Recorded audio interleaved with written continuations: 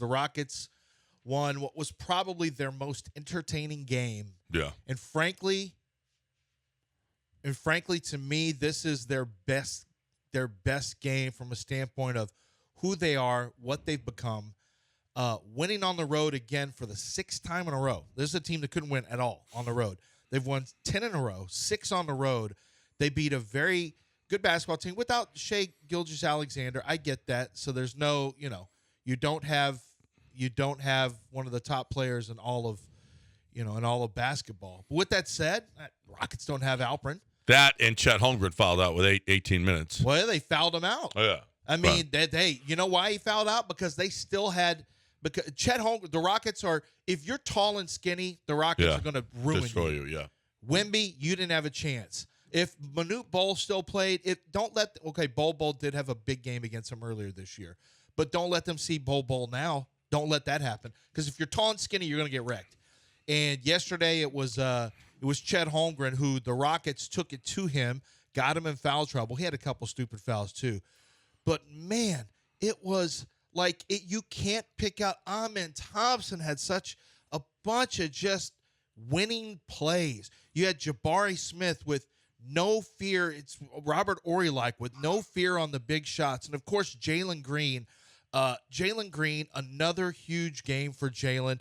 There were some times he had some bad possessions, but it was because he's fearless right now. He's playing with tremendous confidence. He took the ball in his hands, and there was a couple of possessions where I thought you got to let it come to you. But then there are other possessions where he's 1-on-3 on a fast break, pull up 3, bang, got it.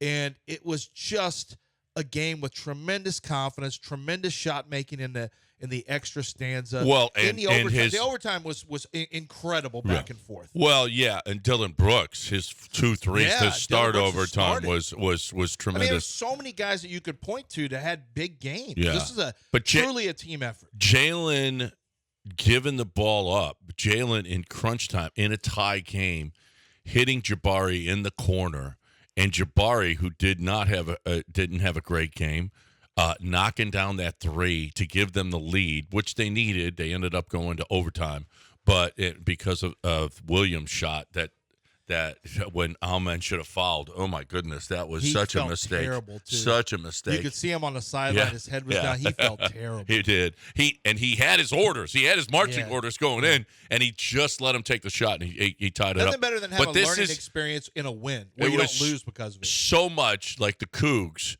where the dude hits a huge 3, and you're like, oh my gosh, you worked this hard, and they came and they hit the 3, and now we got to go to overtime. And yet you came out firing. Dylan Brooks with those 2 threes to start overtime were just so huge, and you just outplayed him.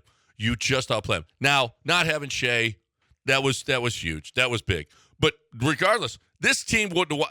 There is something different. Did you see after the game where they were coming in and everybody's going to the locker room in the tunnel? Tillman was there. The guys are jumping up and down. And Jabari said it in the postgame. Jabari said it. Earlier this year, we wouldn't have won this game. Well, no, he was asked by Vanessa. Yeah. He said, what's the difference? What is the difference? He goes, he said, we didn't want to win. We don't want to win. Not everyone wanted to win. He made that point. Yeah. And I searched back again because I wanted to hear him say it again. I want to make sure I had proper context. He basically said everyone's buying in, but he also was talking about, buying in and wanting to win is where they are now. Jalen Green has said this in postgame. Man, I just really want to win. Yep. Like they're having fun winning games. You know what? It doesn't have to be about vibes and your pregame fits and all that. A lot in the parties afterwards. Winning is fun too. Playing at the highest level, playing meaningful, important basketball. You can do both, by the way. And the Rockets and Ime's helped turn it around. But what a gutsy win yesterday. What a gutsy win on the road. And I don't want to turn it into the Jalen Green show where you talk about, well, what do you do with Jalen Green now? I want to enjoy this because Jalen Green is playing phenomenal basketball, and decisions will be made after the year's over. But right now, Jalen is carrying this team. You have to have an explosive scorer in the league. If you're going to be a great team, you got to have an explosive scorer, and he is their explosive scorer right now. Yeah, and he's doing it all. Like I said, driving the lane and dishing and Rebounding. and 9 more rebounding. boards. You know what started this was the rebounding. Yep. When Ime, it was a month or so ago, or maybe even a little bit more, where Ime talked about, Jalen had talked. He was asked about Jalen's rebounding. He goes, "Man, I took him aside. We showed him video of himself just standing there and not getting involved. All of a sudden, Jalen got himself involved in rebounding and."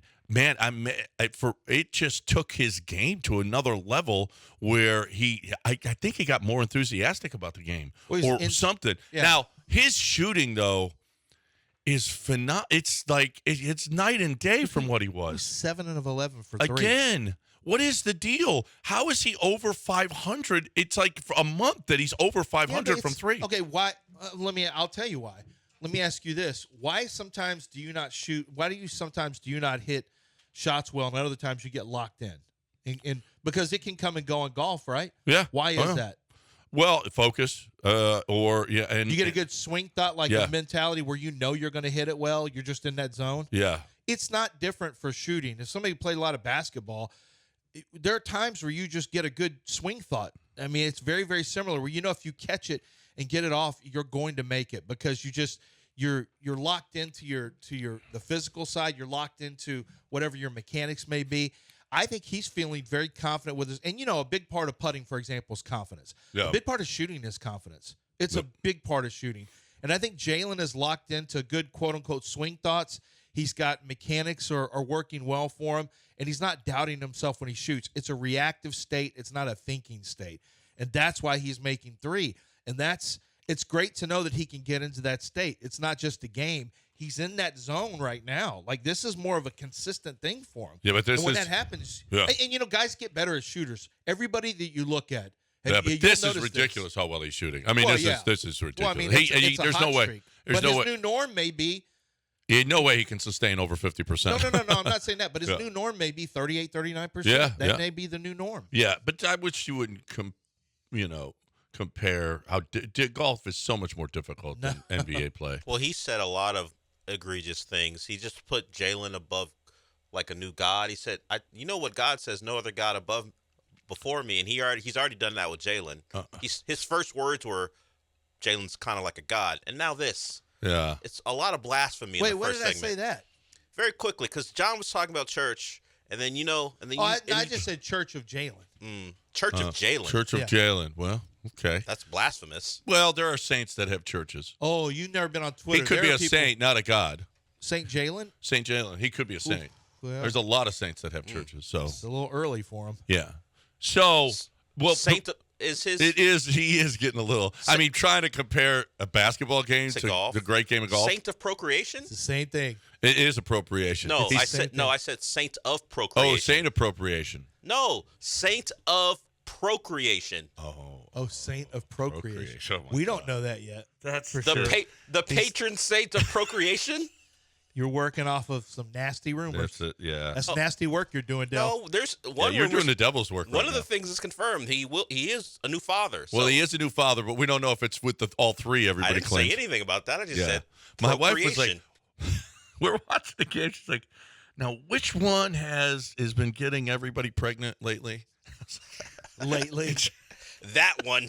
that one. Jalen, you don't have to have kids every time you have relations. Yeah, that one. Oh, he's cute. He's cute. I guess. No, he is. He's pretty. He's a pretty boy. Yeah, he is pretty. Yeah. Oh, now we're getting back into this too. Well, he's not a god though. He's not godlike. But he has a church. Yeah. Okay. He's spreading his seed. But Jalen would say, didn't at points the Catholic Church say you're not supposed to have contraceptives because that's a sin? So he's like, look, just following the rules. That's all. We ain't doing that. We ain't family planning. It's God's will. I'm about to surprise you. I'm about to surprise you. What is Jalen averaging for the year? What's his points per game? 28, 29? 19.8. What?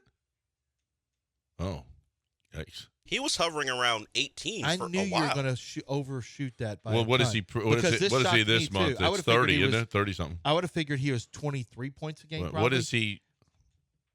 What is he for the month of? Let me see. 31, 32. Well, it's got to be in. You got game. Just have to do is go to game log. It's going to be for the month. It is going to be 28.5. 28.5, really? Yep. Wow, that's what I'm looking at. Yeah, 8-19. Wow.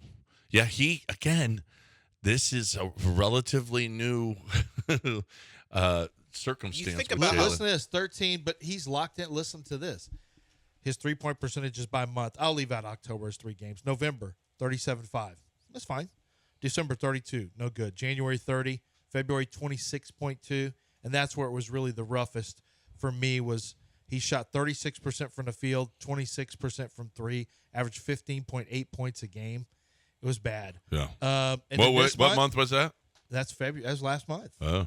And then this month, he's shooting 42.9% from 3, averaging 13 more points a game at 28.5, and his field goal percentage is at 50.4 as opposed to 36.8. And to your point about rebounds, John, this is the most rebounds per game that he's averaged this month. 6.1 per game is what he's averaging last month, 4.8.